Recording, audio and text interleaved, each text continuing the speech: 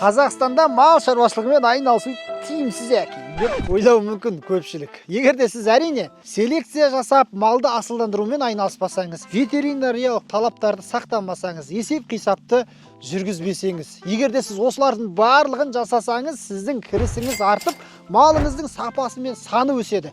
Достар, 22-23 қарашада біз Алматыда фермерлерге арналған Далакемп 7 конференциясын өткізгелі жатырмыз. Ол жерде мал шаруашылығына байланысты мол ақпарат болады. Шаруашылықты қалай дамытамыз, субсидияны қалай аламыз, инвесторды қалай табамыз, гранттарға қалай қол жеткіземіз, малдың ветеринариялық шараларын қалай жүргіземіз, жалпы не керек, сұмдық ақпараттар болады. Сондықтан да біз сізді Алматыда Интерконтиненталь қонақ үйінде 22-23 қараша күні күтеміз. Бұл жиынға Қазақстанның түкпір-түкпірінен мен деген фермерлер жиналғалы жатыр. Орын саны шектеулі, сілтеме арқылы өтіп қатысқыңыз келсе, заявка қалдырыңыз. Біз сізді күтеміз. Мына видеоны мал ұстайтын таныстарыңызға жіберіңіздер. Жолыққанша.